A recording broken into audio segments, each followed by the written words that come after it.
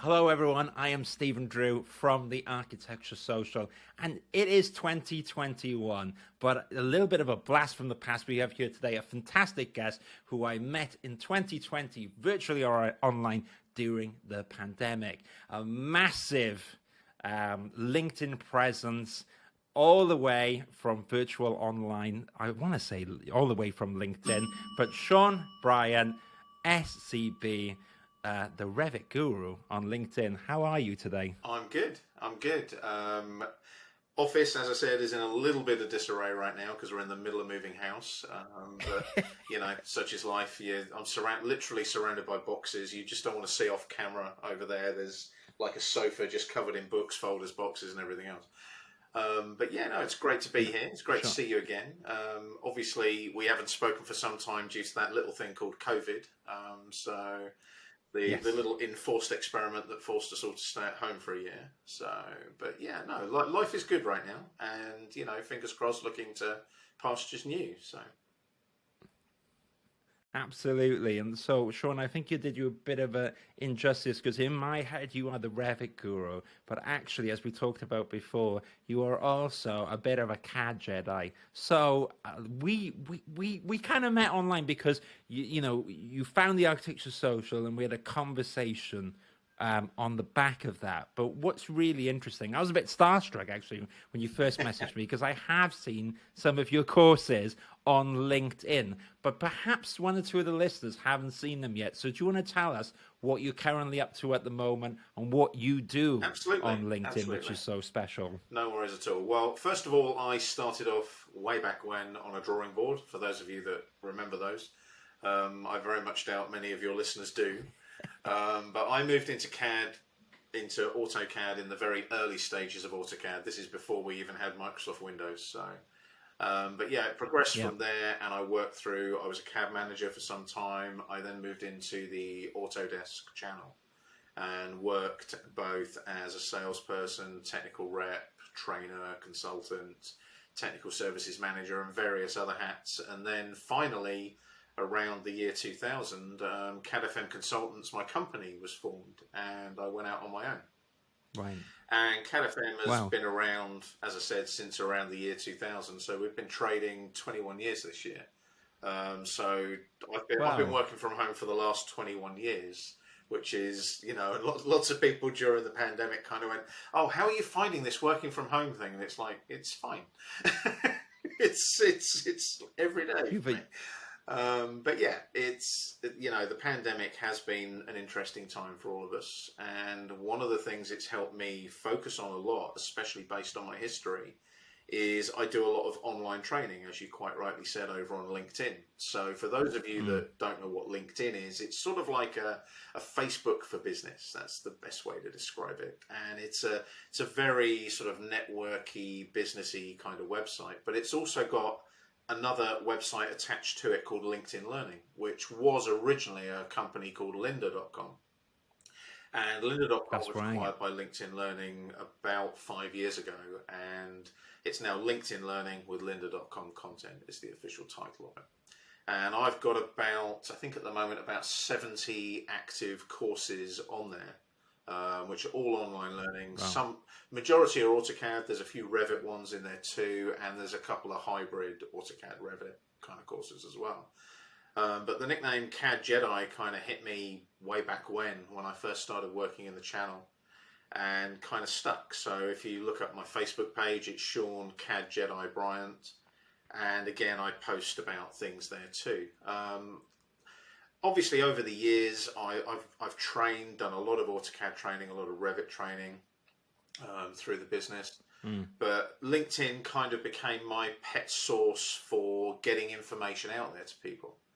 And LinkedIn's a great platform for that. So if you're not mm. on LinkedIn, get onto LinkedIn. Obviously, Stephen is on there as well as myself, and a lot of other like-minded kind of architectural, CAD, Revit kind of professionals are on there as well. And go and have a look at Mm. LinkedIn Learning. It's one of the things that I think has helped a huge amount of people with this working from home thing and the pandemic, because you've been able to literally sit in front of a screen and learn something new. And if you need to learn more about AutoCAD, need to learn more about Revit, that's one of the best places to go look. So from that perspective, I've been very busy through the pandemic because of that. One of the things I've also learnt to develop and focus on and actually expedite during the pandemic is I've kind of transitioned from a physical classroom to a virtual classroom and started creating virtual courses on Microsoft Teams. And I've been training companies all over the world, from Canada to Saudi Arabia, you know, all these different companies who kind of, weirdly enough, bump into me on LinkedIn and say to me, do you offer training? And yeah, they do. And they come along, and it's a very interesting interface when you're training online as well, because you are literally sitting in a little room like my office here and chatting away like we are now, and you've got like 8 people on the other side of the planet hanging on your every word. And it's a little bit surreal compared to a classroom, because you can gauge and focus their reaction. Whereas on a camera like this, I mean, a lot of the time the actual physical face-to-face camera is off, because you want to maintain the bandwidth for the training. So it's been a little bit weird.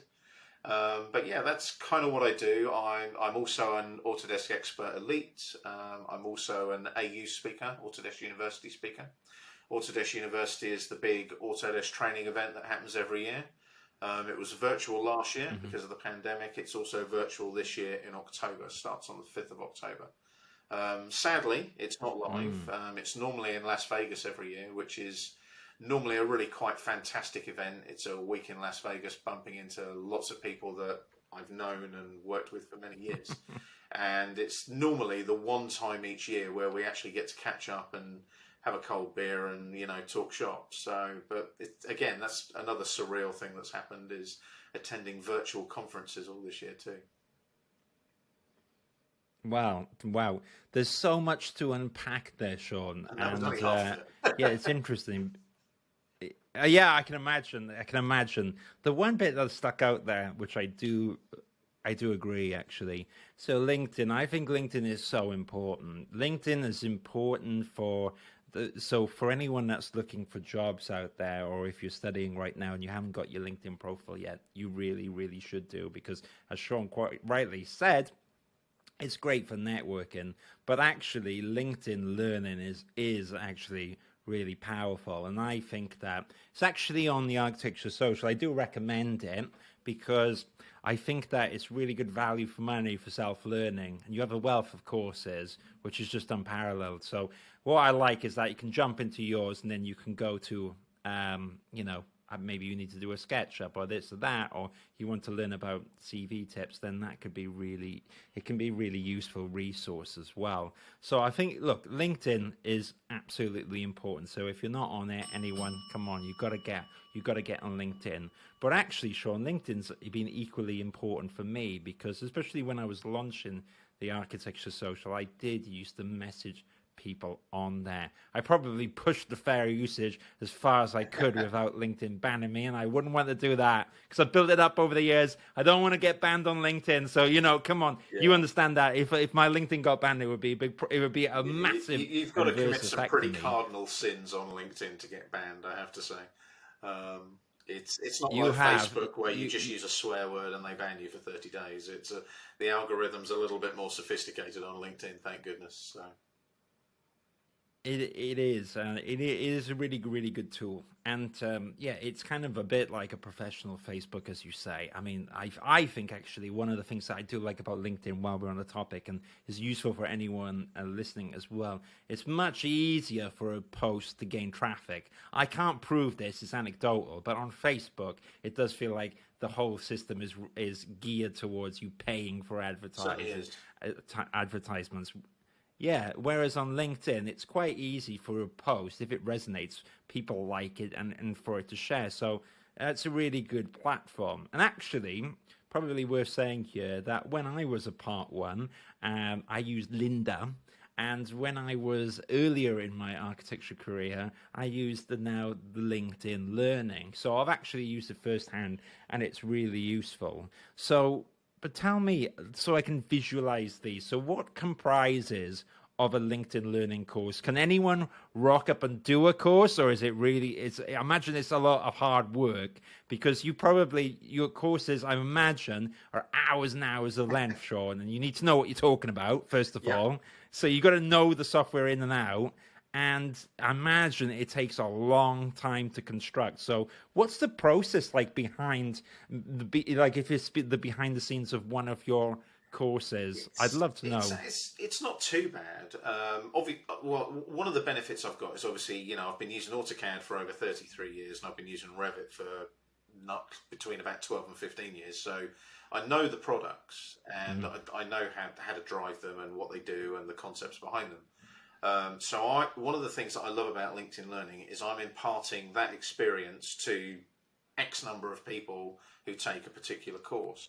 Yeah. I mean, when I was first introduced to what was lynda.com, and then obviously it became LinkedIn Learning, they invited me over to California to record my first course.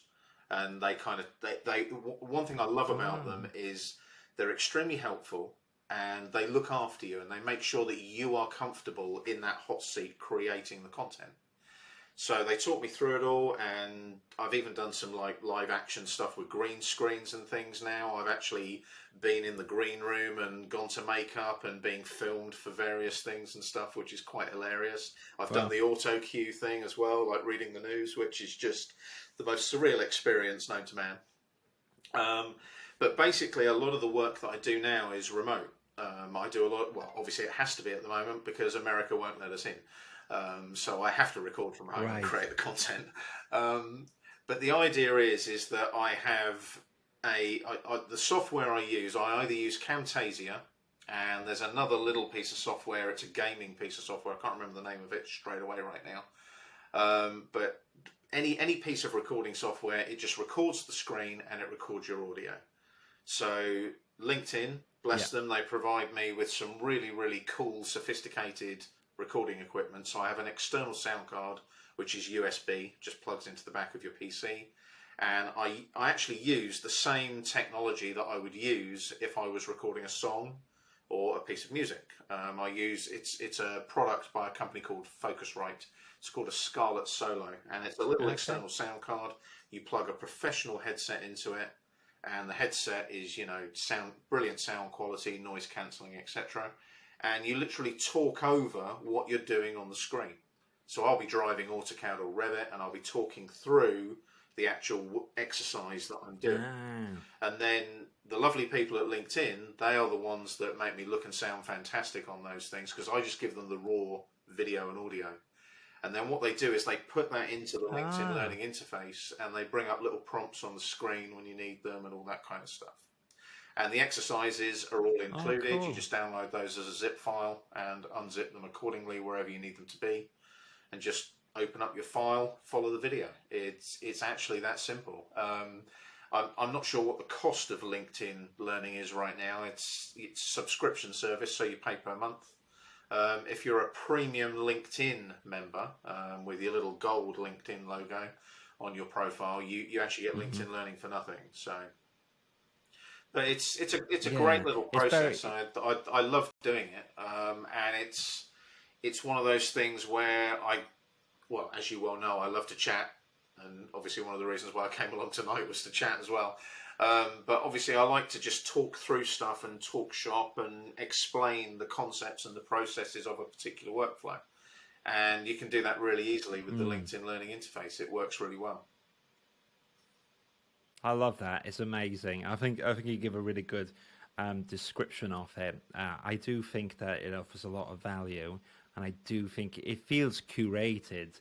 So one of the things that's interesting is, so I kind of joked around a bit of how do I set up a LinkedIn, okay? And I do a little bit of, now what I talk about, Shaun, is I talk about how to get jobs, CVs, portfolios, and kind of that front-end concept. So maybe one day I'll get there. LinkedIn, if you're listening, I admire what Shaun's done, and hey, maybe there's a little niche for me out somewhere. But in the short term, what I think is really interesting is that, so we talked about, you stumbled across the Architecture Social, and we had this great chat last year, and I kind of set it up because I was I felt that at the time, especially during the pandemic, there was nothing really to support part one and part two students, because it was kind of like going off the cliff, especially during a difficult time. But what's really interesting is that, in my opinion, okay, and I can see the little previews of your videos and the way you talk. There's a definite art form into kind of guiding people through the process, because not everyone can rock up and do this, and not everyone has that skill set. And what I'm wondering, I imagine you developed that, especially when you mentioned you were kind of a CAD manager or what have you before, and that art of teaching people and that art of learning. Do you want to tell us a bit of where you decided that, or where you learned that, and Absolutely. why you found it was interesting? Yeah. It was all the fault of a principal engineer I was working for called Peter Skidmore at the time. I was working for, this is when I first got exposed to AutoCAD. So I was working in the drawing office. I was about 18, 19 years old. So this is way back when, because I'm 51 now. And basically, I went on like an AutoCAD Essentials course, an external course. I was shipped out of the office for 3 days to this course, not far away from where I was living at the time, actually, so I didn't need to worry about hotels or anything. And when I got back into the office, I was using AutoCAD primarily to convert A3 sized standard construction details that were all in big A3 folders where you flipped through each one to find the detail you wanted. And I was converting all of those to CAD. And Peter Skidmore came and sat next to me because he was the one that approved me to go on this course. And he was watching over my shoulder, and he watched me for about 10 minutes and kind of went, oh, okay, I wasn't expecting it to take this long to create the drawings. I thought this CAD stuff, you just pressed enter on the keyboard and the drawing was done, kind of thing. And I said, no, it's not like that at all. But what it does do is this. And I kind of explained to him all the benefits of CAD. Things like copying and, the fact that you could draw one detail, copy it, edit it really quickly, and create another detail from it. And you wouldn't have to draw that twice. You could draw one, copy it, tweak the little details, and it would take about a tenth of the time. And after sitting there for about half an hour, having quite an animated conversation with him, he kind of said to me, he said, well, how do you feel about training all the other guys in the office on AutoCAD? And I just went, I'll give it a go. I've never trained ever before. And he said, well, what you've just explained to me is what I want you to explain to everybody else, because then I don't have to send them all on a really expensive 3-day AutoCAD course. So we sat down for about a week, came up with some content, and worked through the actual manual that I was given from the training course and the exercises I was given, all on a big 5¼ inch floppy disk, for those of you that remember those. And we set it all up, went into the CAD studio, and I did some training for 10 people. And that was where I got the bug for training, but I also got the bug for setting up the training structure and so on. And 7 years later, I was the CAD manager of that company, responsible for about 25 CAD guys and all of their training welfare and all of their working processes within the office. And I kind of got poached by a company who was selling third-party applications for AutoCAD at the time. And I kind of moved into the sales and technical channel that has basically taken me to where I am now. I work very closely with Autodesk now. I'm a subject matter expert for them, and I've worked on a lot of different projects for Autodesk especially over the last 12 months. Actually, the pandemic has, I think, forced Autodesk to rethink some of their projects and how they work. But yeah, that was kind of how I started off, and slowly but surely it kind of transitioned into CAD/FM Consultants, my company. So, and I've been doing it ever since. Amazing.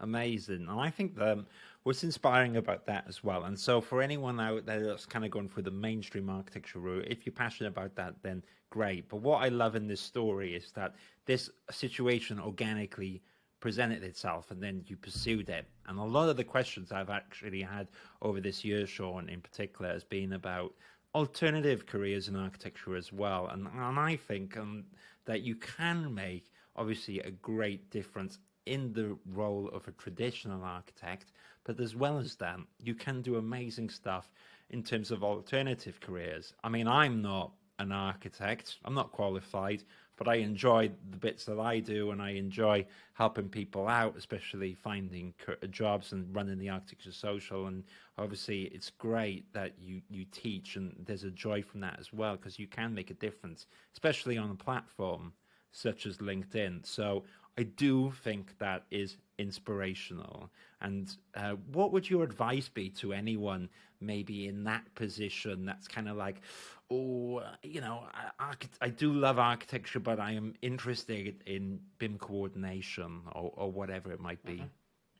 The one thing I would say is, I've been doing the training and consulting thing through CAD/FM Consultants, as I said, for the last 21 years. And yeah, there's been some ups and downs. There's been some lean times. You know, they're all, you know, whenever there's a recession, for example, one of the first things that gets dropped in any organisation is training, because it's seen as a sort of superfluous expense when you're trying to tighten the purse strings. But the one thing I will say to anybody is find a role that is not just a job. It needs to be vocational, as in it needs to be something you enjoy doing. I mean, just to give you an example, as I said, we're moving house, and hilariously enough, I found all of my old O-level and A-level certificates and my ONC and HNC in civil and structural engineering. And, you know, I used to be an incorporated engineer in a civil engineering department, and that was where I was CAD manager. And I don't do that anymore. I mean, ask me to design a beam with a structural load on it, and I would just laugh at you. I haven't got a clue. I'd literally have to go and find my old folders, which I found at my dad's place the other day, and flick through and try and find how to calculate a load on a beam again. Now, I haven't used it for decades. But the one thing that I loved was not the academic side, but actually getting people from point A to point B with something that they needed to learn. And that's what I really enjoy. I love sitting people down that have never used AutoCAD before and literally taking them through all of the basic concepts and seeing their faces at the end when they've created this lovely little drawing with a nice little title block, and it's all scaled appropriately, and you've got all the right scaled viewports in there and everything. Or it might be a nice little, you know, concept Revit model in an RVT file. And it's so lovely to see people when they realise that they can achieve that. And that's really important. Yeah. I think well said, and it's interesting that with the Architecture Social, that when I got caught with it, when it kind of kicked off, I was caught during the pandemic. That's what I was trying to say. And the first month, you know, it was fun being on the pandemic, and I got to be careful what I say there because it's going to sound the wrong way. It was fun at the idea of Phil at first, because I was like, I'm going to watch Netflix. I've been working really hard. I've got responsibility, and I'm just going to kill a bit of time. Obviously, the pandemic is awful. And I know you had coronavirus, Shaun, and look, it's awful. But what I mean is there was that like little break, and there was that novelty about it, because it never been done before. I've been working in an office from like 7 till 7. But after like a month, my brain started deteriorating. I need something to do. I like that sense. Yeah, and that's when I started setting it up. And while it's not architecture per se, it's like that pursuit of designing it, or like the way you set up your course and you're always evolving it. That's the bit I like with the Architecture Social. And that really helped me out. And what I'm trying to say is that time just seemed to just go. And it was that idea that you mentioned there of what your job being a vocation. I get glimpses of that compared to when I used to clock watch before. Oh, absolutely. But what's interesting now, what is interesting, Shaun, which I haven't mentioned to you, and I was quite keen to mention it, pre-chat, but I wanted to get your reaction here, is that there's a trend in the user behavior. So the Architecture Social, the community which you stumbled upon, and remember we had talked about it before, that the height of that was during December, January, February, March. And right now, I've got a difference of behavior. So there's less people on the forum, and I can kind of understand because everyone's been inside for like a year, but the traffic on the website has gone up. And so what I'm seeing is that people are engaging with the architecture social in a different way. The podcast listeners are going up, but not everyone is logging in. So do you find that as well through when you're designing courses that over the, between years, maybe people gravitate towards different things, or do you find that you have to constantly change the course to keep up with the new software or how people are learning? Well, one of the things we do with LinkedIn Learning is I'm basically the AutoCAD guy. So every year we make sure that there is a complete revision of the AutoCAD Essentials course, always. And we release that day on date, the same day that Autodesk release AutoCAD, the new version. I'm on the beta testing team for AutoCAD as well, so I'm aware of the new features, and we can build those in so that they can kind of come out day on day, which is great. However, you talking about engagement and how things change. One of the things I noticed was, and I know you say, oh, you shouldn't say it's fun during the pandemic, but the one bit of fun I had during the pandemic was the ability to literally reach out like this on an internet-based, medium such as Zoom or whatever, and you could talk to people. Yeah. And you knew that those people were going to be there to talk to because they were stuck in the same boat as you. They weren't allowed out of their house either. Yeah. So, there was this working from home ethic that changed and evolved and became kind of the norm for quite some time. And one of the things that, I noticed with the LinkedIn side of things was my numbers went up and kind of probably peaked around December, January time. And then they kind of came down a bit and they just leveled. And I think everybody kind of realized that, oh, hang on a minute, LinkedIn Learning. This is a place where I can not just learn AutoCAD or Revit, but I can learn Photoshop. If I'm a musician, I can learn how to set up my studio to do what I want to do. There's other amazing soft skills stuff in there as well. There's all different types of. I think one of the best ones that I saw recently, based on what you do, is all about being at the front of the queue for an interview. What do you need to be at the front of the queue for an interview? There's all these like soft skills courses in there as well. LinkedIn is one of the things I love about LinkedIn is it's not just about CAD, it's not just about BIM, it's not just about AutoCAD or Revit. It's about pretty much anything and everything that's out there. Most bits of software have courses, but you've also got the stuff around those courses. So something like what you do, architectural recruitment, is something that potentially, if you go and search on LinkedIn Learning for architectural recruitment, there might be a course on it. If there isn't, contact LinkedIn and just say, hey, I want to do a course on architectural recruitment. Right. Well, there's hope. There's hope because it sounds like an ideal thing for me. So maybe I'll send them this afterwards. Huh? We drop in the Shaun Bryant. They're always looking for instructors, and if you go and look on LinkedIn Learning and go to like the About section, I think there's actually a link that you can click on where you can put your name and your email, and you can say, I want to do a course about this. So there's that side of it there. But the one thing I will say there, and this is something that I learned many years ago when I started sort of training and standing up in front of people and delivering courses, is you'll always find that it's not the most highly technical people who are good at delivering training. So if you've got a professor of AutoCAD, let's say, he might not be the best person to provide the training, because you need someone who has, to put it very bluntly, done the grunt work, worked at the coalface, and knows all the quirks and foibles of a product. Whereas a professor will kind of go into the high level stuff, the big picture stuff, which is not what people want to know about. People don't want to know about the big picture of AutoCAD. They want to know, how do I create a title block? How do I put my scaled views on a title block? And then how do I get that drawing output by way of a printer or a PDF to the person that needs to see it.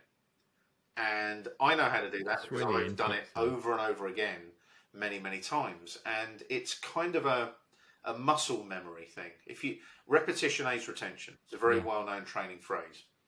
And the more you do something, the Mm. more you just naturally get on with it, like driving a car, playing a guitar, for example. I haven't played my guitars for some time now, and I miss them desperately. But I'm moving house; they're all packed up right now in their cases, so I can't do much about that. But it's like, if Wow. you're learning how to play, let's say, an F major bar chord, you need to know exactly where the Mm. fingers go on the fretboard. And if you play it over and Mm. over and over and play your scales and pentatonic scales, I won't bore you with what a pentatonic scale is, but basically, if you keep repeating those over and over again, that's how you're going to learn something. It's like driving. I mean, I was out in Mm. my car today, driving to and from the storage unit to store stuff for the house move, unfortunately. But the art of driving and changing gear is just second nature to me because I've been driving for a scary amount of years now. I don't even think about it. I just get in the car, start the car up, drive. And that's where I want Yeah. all of my people to be who are taking these LinkedIn learning courses. I want them to learn the Yeah. workflow, learn the process from me, and then go on and take the stabilizers off and do their own thing. That's kind of where I want them to be. Yeah, I think there's a lot of nuggets in what you said there, which is really useful. I mean, first of all, I think it really does help that you've done the job firsthand because you really do. I think it makes such a difference, and I can kind of bring that to recruitment. And actually, lately, it's since we spoke, Shaun, I now work in house in an architecture practice, so it's been really interesting being the job seeker before, being the recruiter, which is kind of in between, the job seeker and the client, and now on the client side. So you really see all the sides of it, and I can imagine, in terms of what you've done, actually using Revit, being involved with Autodesk, or talking about AutoCAD and Revit, and then trying to explain the concepts and the programs. It really helps kind of seeing all the parts of it, because like you said, while look, I haven't used AutoCAD for a while, but it's very different to read a feature on the website to actually doing it. And there's so many ways that you can. I remember setting up files. There's the correct way, and then there's ways you may deviate based upon project Yep. requirements and so forth, and the ways not to do it. And it's kind of having that level of experience to kind of explain that, and the way I want to say it is like real world examples, because in theory recruitment is really easy. In theory, it's like someone looking for a job, someone looking for someone to do the job, but it's that human part of the Yep. process which is extremely complicated. It's is there any biases there? Is people's time frames? What they're looking for, their personal requirements, their emotive requirements, and I imagine that transcends into CAD as well. What I was going to say as well, because you made me laugh with the pentatonic scale, because I know I got a guitar Yeah. there, and it's fastly becoming like a prop as well, because I'm like you, I'm like, with everything going Yeah. on. But I remember doing the pentatonic scale, Yep. and I do think that time does help a lot, doesn't it? And I do think that actually, it's one thing to learn, but I do think it's an ongoing thing. And why I wanted to bring this up is because I imagine that and I haven't looked lately, but I imagine you've got, let's say hypothetically for AutoCAD, there's the beginner course, Yep. there's intermediate, and then you've got some advanced stuff. But then also with architecture, you mentioned vocation a bit. It's an ongoing thing, right? And I imagine it's because I haven't driven for many years, Shaun. So you were saying that you're driving second nature. I haven't driven for 5 years, right? So I would be the guy who needs a refresher course. So do you have to constantly think about all these situations when you're designing courses for people because the software keeps changing and stuff? Yeah, yeah, absolutely. One of the things we did a few years back was with AutoCAD, we realised that we had the big sort of essentials course on LinkedIn Learning, and it was about 9 hours long. So you had 9 hours of recorded video of listening to my voice for 9 hours, which obviously is probably pure assault on people's eardrums for 9 hours. But the idea we came up with was we need to break this down. We need to have this in it's almost a bit like Bite Size on BBC for the school kids doing their exams. And we decided to create a learning course for AutoCAD. There's also one for Revit on the LinkedIn Learning website as well.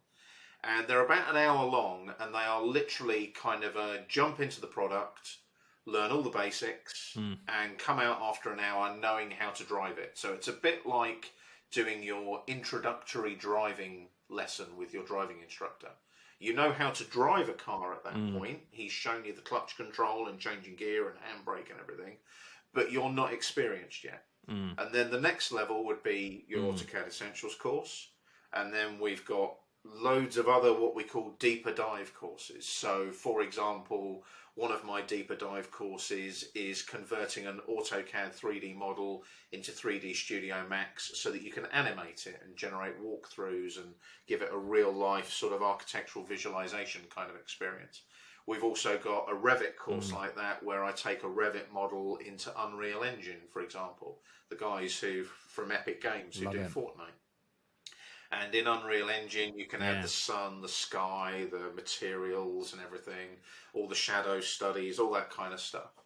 And so what we've done is we've literally gone from, starting completely from scratch, you've just installed AutoCAD, all the way up to generating 3D models and adding camera views and adding materials and creating visualizations and walkthroughs and all that kind of stuff. And it's all about that kind of step-by-step effect where you start at the lowest rung of the ladder and work your way up. But saying that, if you are already let's say a 5-year AutoCAD user, you can jump in at sort of like essential training near the end, or as you quite rightly said there, you need a refresher, go and do the essential course because you're kind of refreshing all your skills. But at the same time, I mean, I've trained people in the classroom who've been using AutoCAD for 25 years.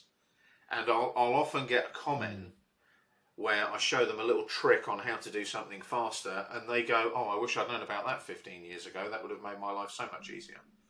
And you see the little light bulb little light bulb just kind of lights up, and they go, "Oh, wow."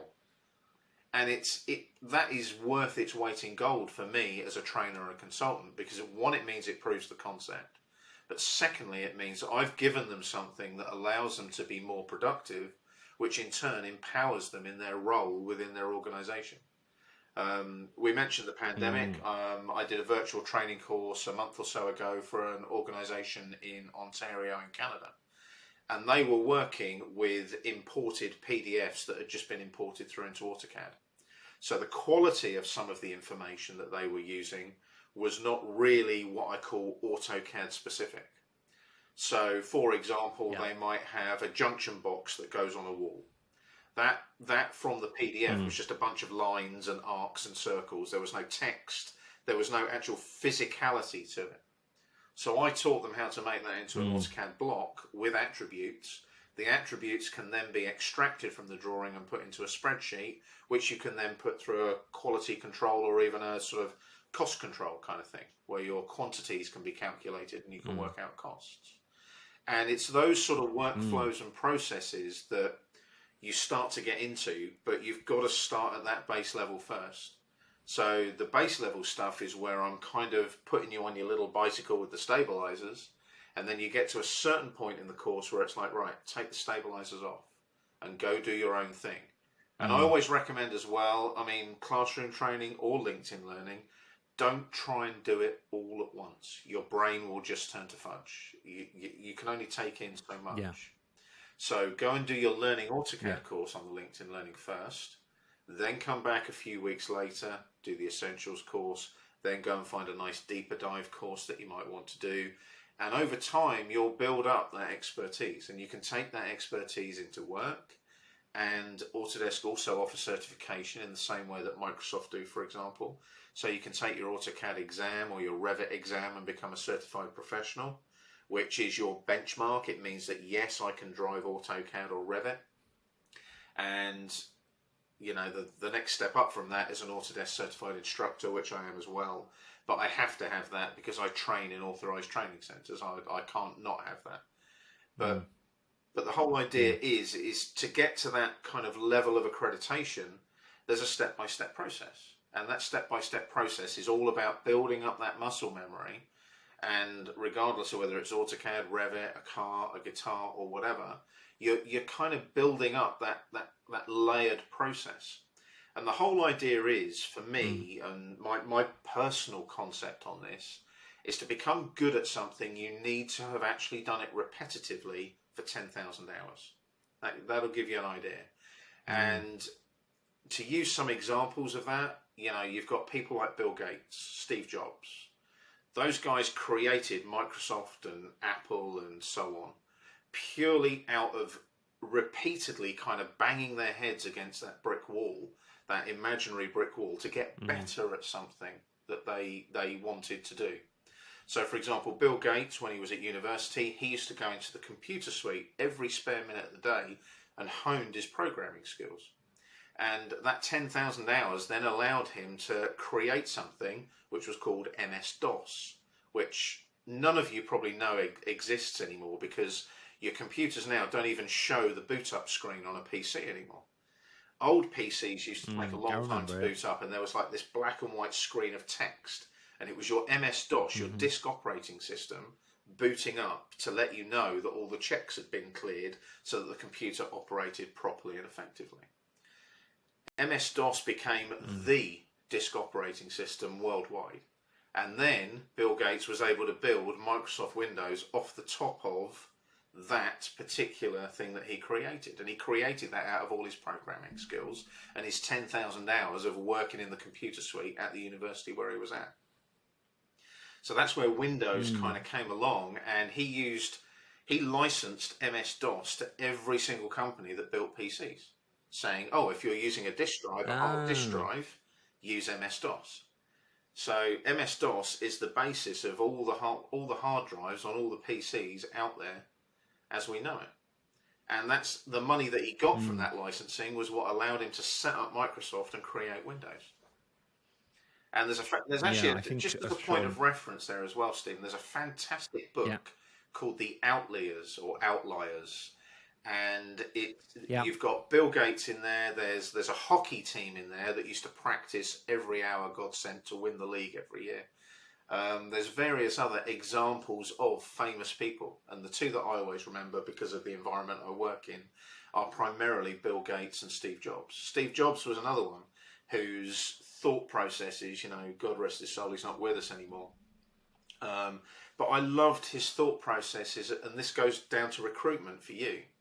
Was he said, don't employ the people that always say yes. Employ the people that say no and have an argument against the yes. And he said, surround yourself with people that disagree with you, don't agree with you. They're the ones that are going to get the job done. And it's very true. I do that. It's one of those things that I've always done is I always like to have a few doubting Thomases on my team because they make me think, is this idea a good idea or not? I think, well, you covered a lot of ground there. I've actually got that book. It's by Malcolm Gladwell. That's the one. I think I've got it on the shelf somewhere. Yeah, it's a great read for anybody who wants to improve their skills in anything, because it gives you an idea of the amount of hard work you have to put in, but also it gives you a baseline of how many hours you need to do on something to become not just. You won't become brilliant at it after 10,000 hours. You are simply competent or good at it. It's only then, once you've done those 10,000 hours, that you are, reasonably good at something.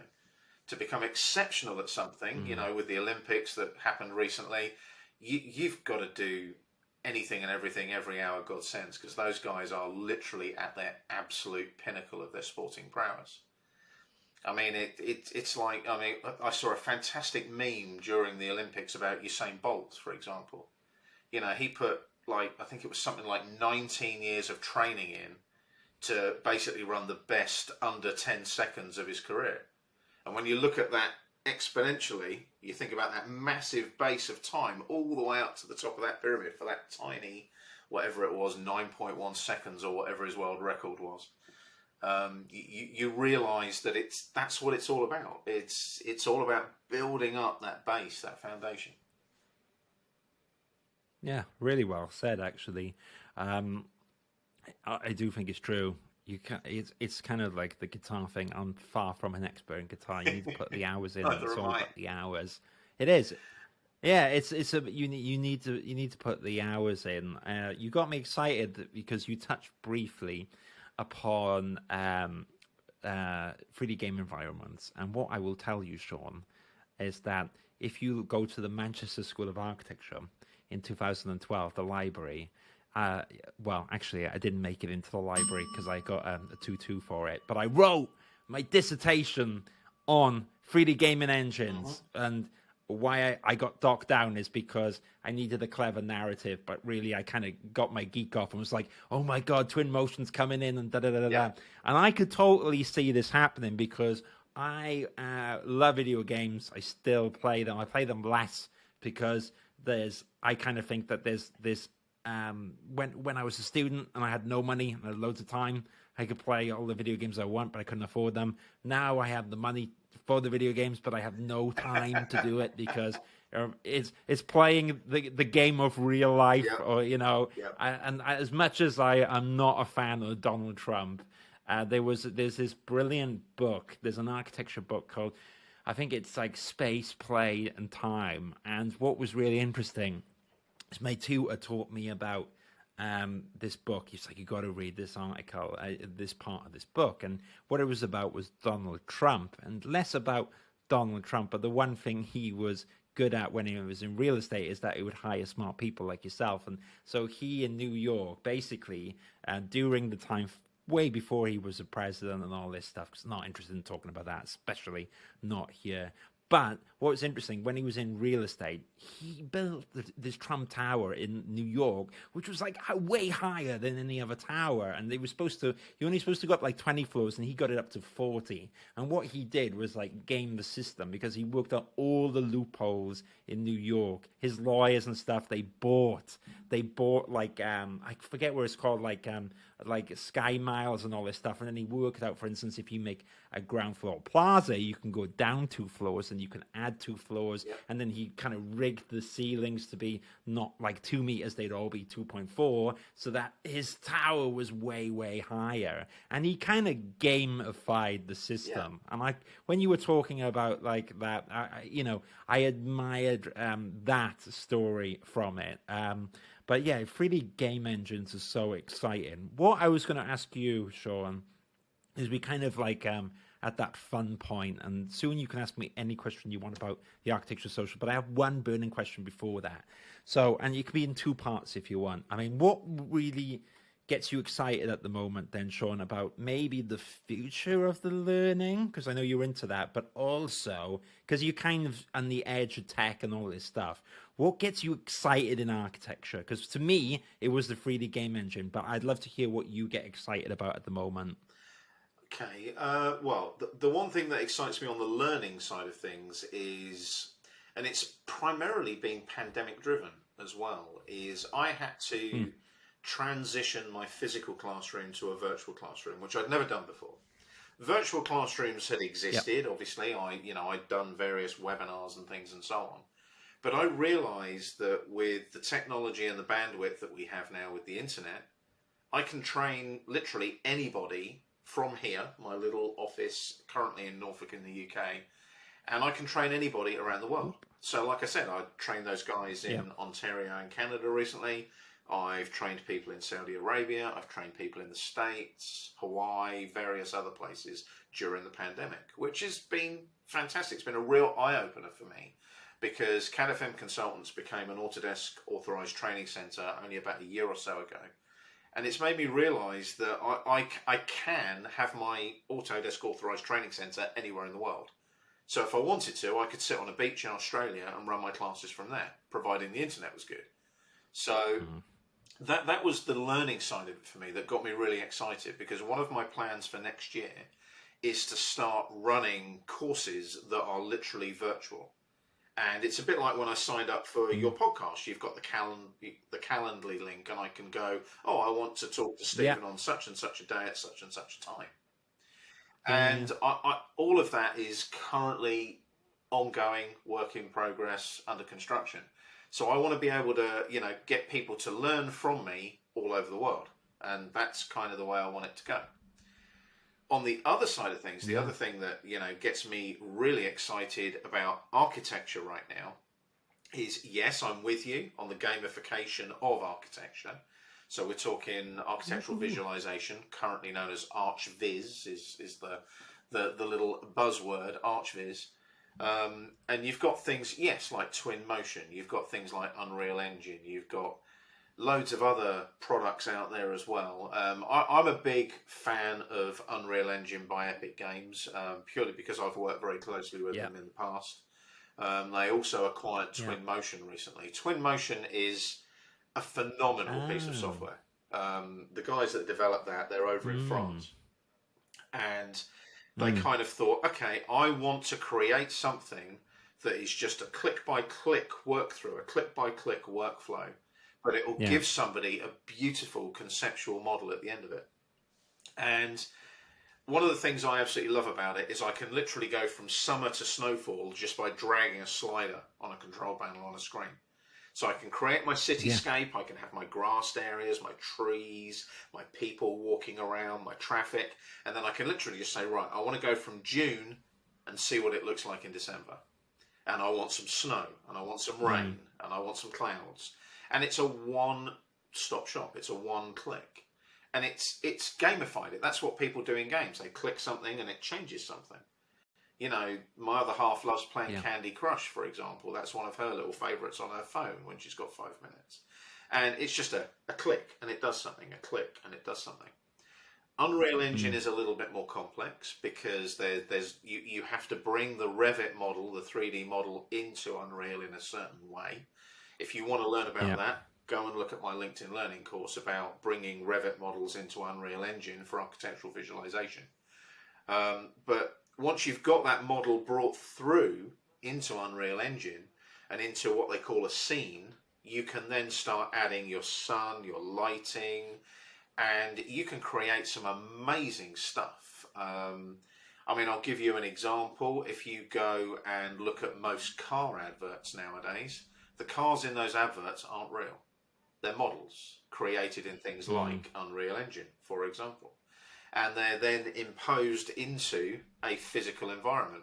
And one of the things that Unreal have been doing recently is they've been working with a company called Quicksilve. And Quicksilve now, Quicksilve are this amazing company that, like you, they saw something happening before the curve, before it went and kind of went up into the sky on the graph. And Quicksilve have been out and taken high definition photographs and videos of just about every type of landscape and object out there. So if you want a mountain range with real rocks and everything else, Quicksilve give you all of that and you can drop it straight into a scene in Unreal Engine. You can then drop your Revit model in front of it and you've got this super amazing landscape with your Revit building in front of it with all the materials, all the lighting and everything else. And then what you can drag out of that is real world, real life still images and also, more importantly, video footage. And that video footage, as the saying goes, a picture paints 1,000 words. It really does.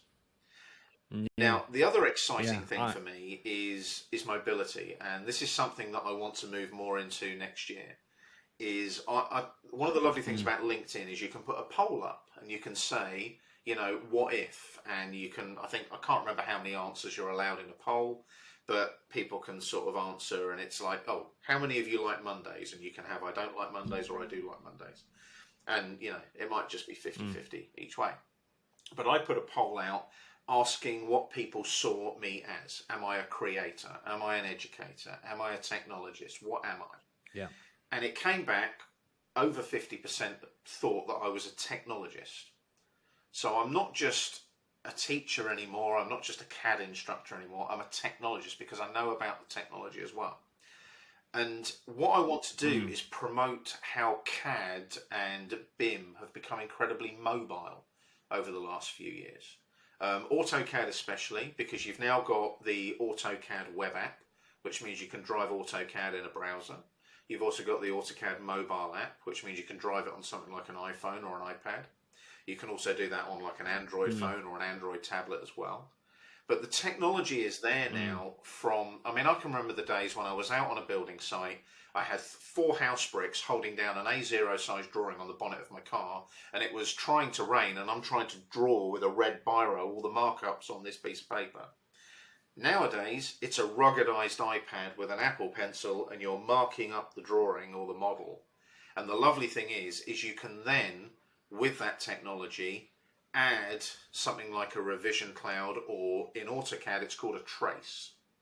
So in the AutoCAD web app or the mobile app on your iPad, you can add this trace and add the text and the revision clouds and everything, and hit a button and save it, and then somebody else can look at that cloud-based drawing back in the office and make the necessary changes immediately. They used to have to wait for me to drive back from site, get back into the office and give the drawer that physical piece of paper with the red biro on it and say, here's the changes I need to be made. That's what excites me now, is this mobility that we have. It's incredible. I mean, there's my iPhone, my good old iPhone there. I think I've got an iPhone 12 Pro Max now, I think, possibly, maybe. But the lovely thing about that is that bit there is a LiDAR scanner, which means I can do a 3D scan of anything using my phone.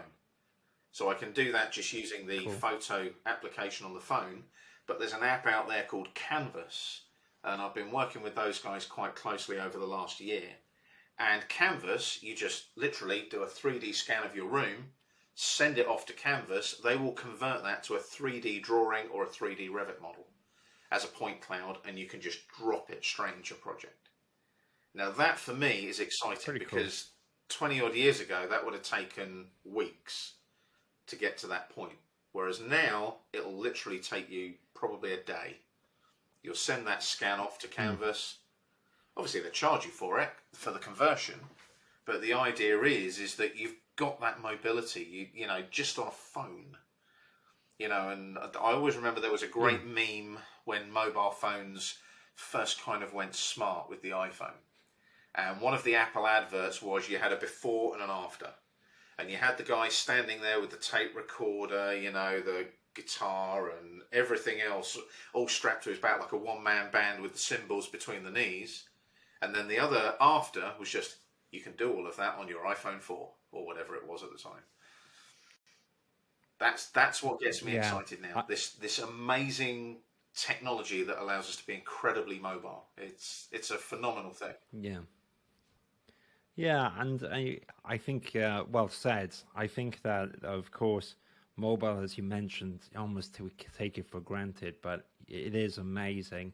What is interesting, though, especially about like 3D game engines, I think, is that, okay, I remember like rendering something for 10 to 12 hours, and look, that picture-perfect render, okay, it takes a shitload of time. But okay, it does look amazing. But what's special about 3D game engines is that the technology is catching up, but it's the speed and the decision making, which is so good. And okay, 10 years ago when I wrote my dissertation, the graphics weren't as good at that time, but you had the Cry engine and you mentioned the Unreal Engine, which I agree is pretty damn cool.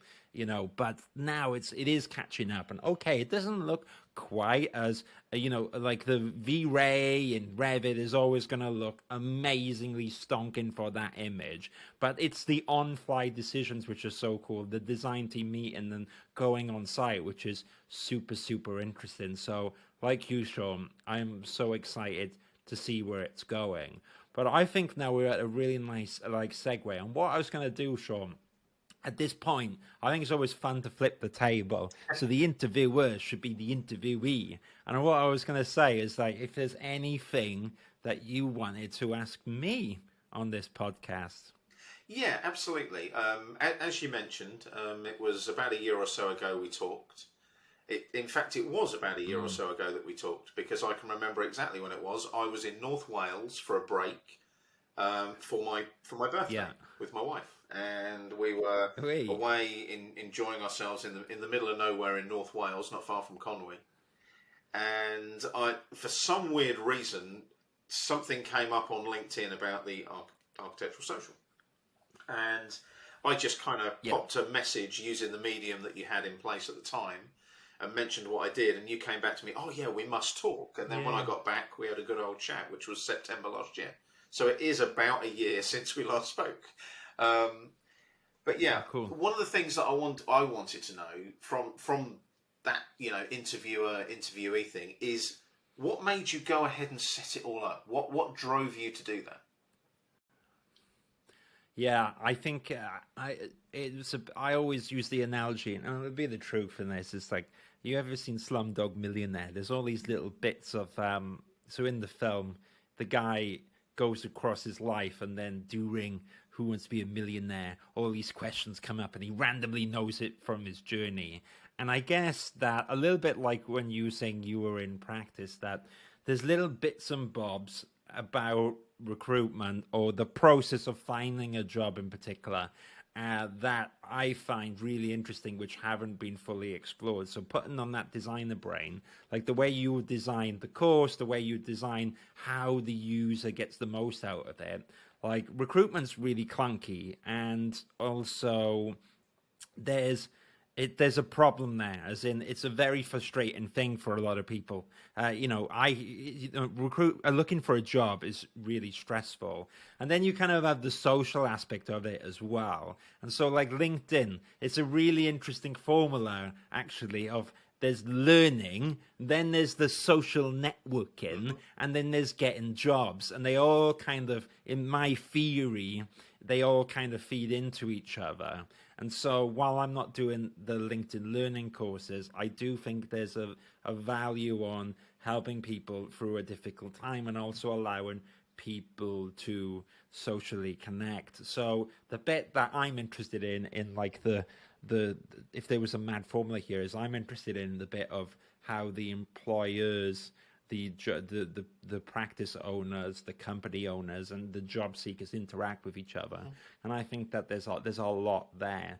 And I think a little bit like on recruitment, it's like you've got LinkedIn has got this really, really fastly evolving stuff as well. And I use LinkedIn on a constant basis to find people. But what's interesting is that I think that there's a balance between human interaction and these systems. So to kind of summarize where we're at, like I love the architecture social. I set it up. It's definitely my baby, but at the same time, you know, it lives and it breathes by the community. It lives and breathes by what's also needed. And there's a kind of a cruel but also a kind thing about the internet, as in, if no one wants your courses, Shaun, no one's going to click them. And then you have to fastly learn what people's problems are. And like when we talked about before, right now is that I'm seeing there's a very different need for the architecture social, that actually it's less about, I think like 9 months ago, it was a little bit more about feeling connected and like a sense of being and a sense of place. Whereas right now, everyone's fed up of being at home, and what they want is, you know, how to speak to an employer. And so there's a different kind of engagement. So tomorrow, I'm going to be doing like an Ask Me Anything session of job seekers. So I set the architecture social up to solve those problems. And lately I've been thinking more about the why. Why am I doing this, rather than just running with the ball? And that's really where I'm at. I think on an unconscious level, I felt it would be useful. And then I would be doing all the fun bits on furlough, like speaking to you and doing all this stuff. And now I'm making a business out of it. It still needs to have the bit that you got attracted to, you know, like the cool bit. But I also need to make it work economically to protect it, but then also offer a value, like a social value, an academic value, so that it keeps evolving and it's useful. So, sorry, long winding answer, but that's I where get my it. brain's I get at. it. It's basic. Do you get Yeah, it? So absolutely, it's absolutely. I mean, it's very yeah. much. I think that's where I'm at. Very much. I mean, like when I first set up the company, you know, CAD FM Consultants, I was actually at the time laid off from a big Autodesk reseller because of literally the fallout from 9/11. We had a lot of American clients at the time, based in the UK. They took all of their business out of the UK for security reasons, and we literally lost about 600 seats of software overnight, almost. And my boss at the time, I was looking after the tier one kind of clients at the time. And he kind of said to me, he said, well, look, they're not here anymore. We can't really give you gainful employment, but what we can do is bring you in 3 days a week providing training. Do you want to do that? I know it's a bit of a leap. I know it's risky, but do you want to do it? And at the time, God, my son, who's 20 now, was only 3 months old. And it was like, yes, absolutely. I'll take whatever I can get, almost. And it suddenly made me kind of, one, reassess what I enjoyed, which I suddenly realised was getting up in front of people and imparting my knowledge and training them and getting them better at what they do. And then I started to think, okay, well, I can do training. That's great. That's just day to day, 3 days a week, do a training course. But then I thought to myself, how do I add consultancy onto that? How do I kind of develop that further? And I did a lot of consultancy work as well, developing CAD standards and all that kind of thing for different people. And then, weirdly, as you quite rightly have talked about, organically, things started to happen. Autodesk started to notice me. Autodesk started to talk to me and say, back in 2006, I was working with a particular product of theirs.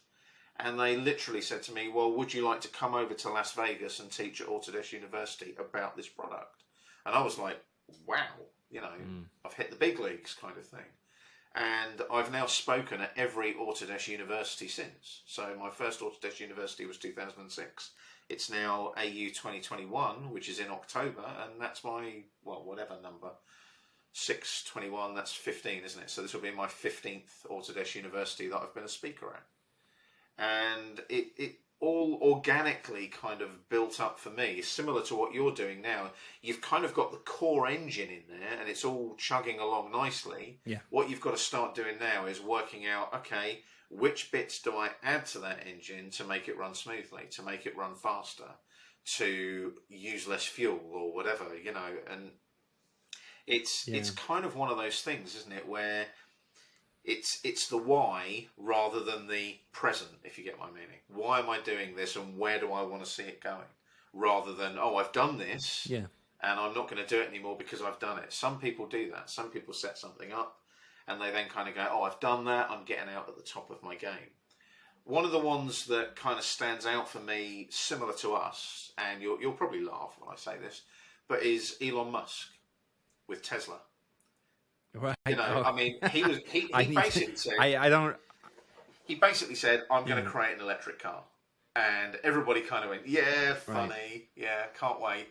Look at the amazing sports car he created, the first Tesla. It was a roadster, soft top, fastest road electric car ever he brought out. He's now got 4 different types of cars that you can buy. Okay. He's now got a solar-powered roof tile that, from an architectural standpoint, is amazing for sustainability for architects, because you can put these roof tiles on a building. It looks like a traditional roof, but it's a solar roof. And not only that, he's just popping up into space every so often as well now.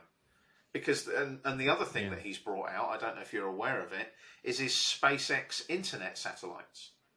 You can now buy this little box with a little satellite dish, and you can get your internet bandwidth from space. And funnily enough, it's only just opened up in Europe.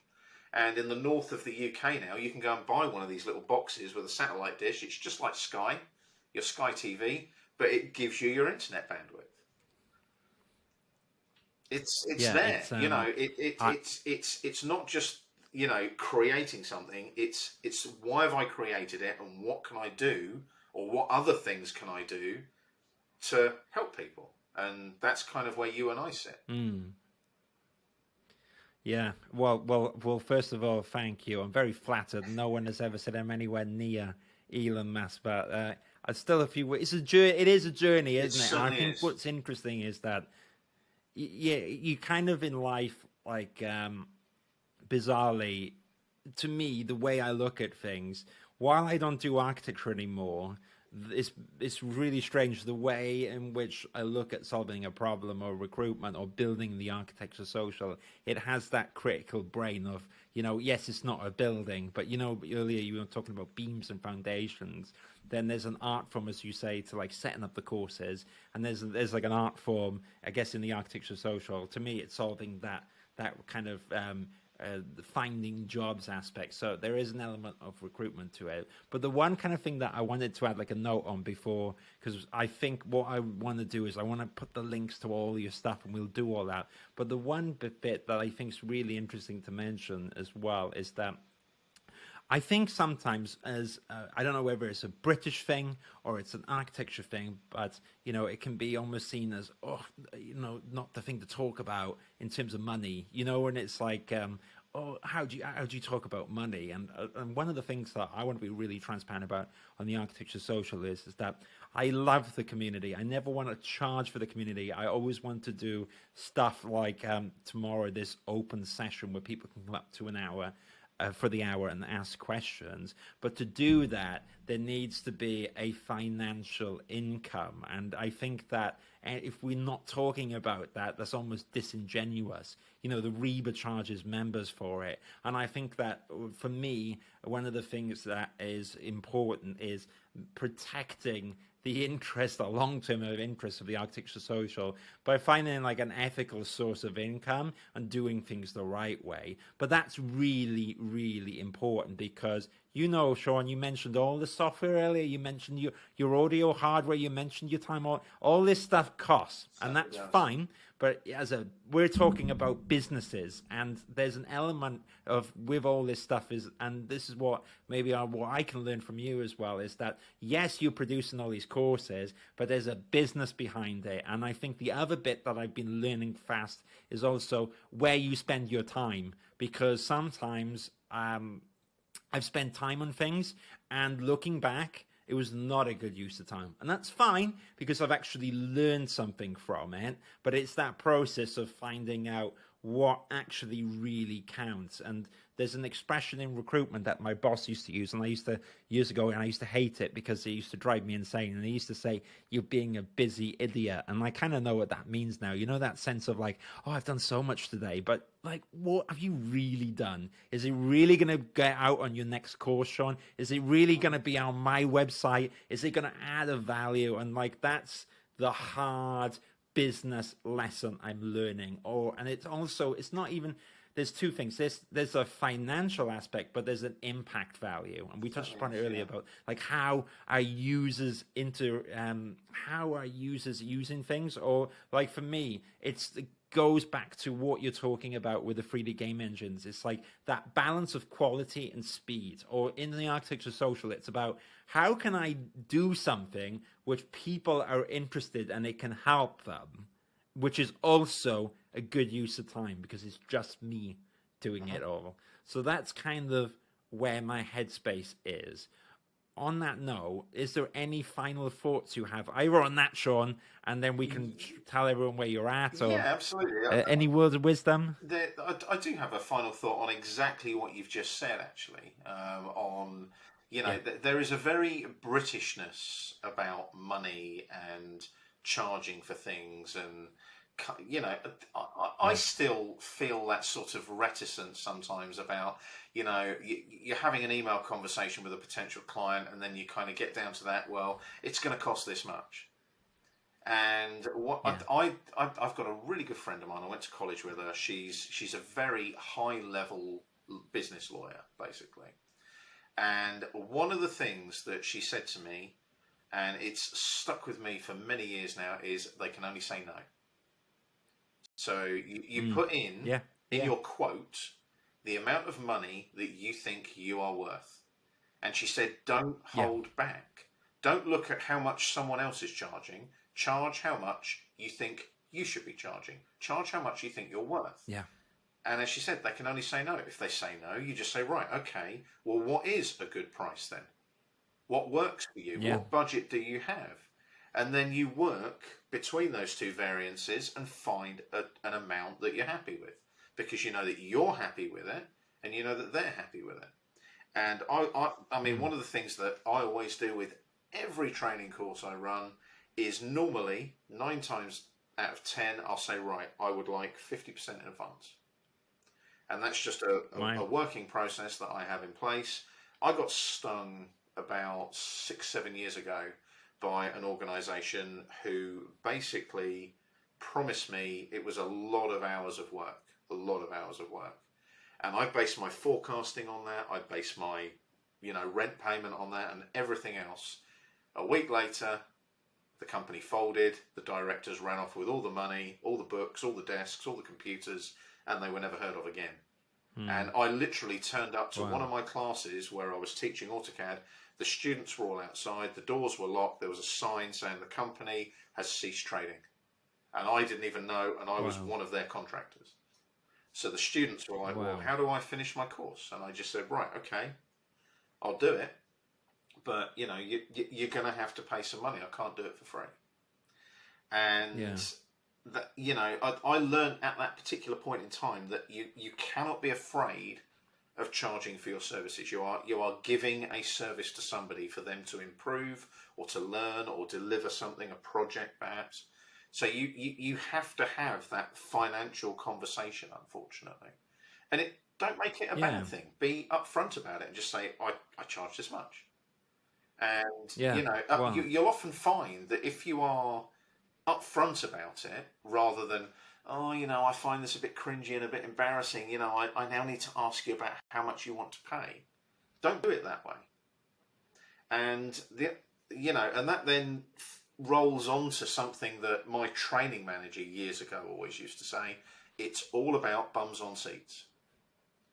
And we used to work with a remit of, if we could get 3 or more people on a training course, it became profitable. Because the course was paid for, the trainer was paid for, it covered the overheads. And I've always worked on that one as well, bums on seats. Get to use the really cheesy Kevin Costner quote, if you build it, they'll come. And it's very true. Oh, I love it. It's very true. If you build it, they will come, but charge them for it. You don't have to charge them a lot of money. And one of the things I will say is if somebody's paid for something, and they know that they've got to turn up on a certain day at a certain time. If they've paid for it, they'll turn up because there's an assigned value for it. If you say, this is a free course, it's on Monday at 9 a.m., I can guarantee that 50% of the people won't turn up that said they were going to turn up because they'll have found something better to do. And it's like, that's free. It doesn't matter. It's not worth anything. That's 100% Shaun. With regard to the architectural social, one of the things that maybe you want to look at there is your numbers of people, how they're using the site, and maybe look at a subscription-based model. That's where Autodesk have gone with AutoCAD. So AutoCAD now is completely subscription, but there's different levels of subscription. You can do it for a month, 6 months, or a year, or longer if you want to.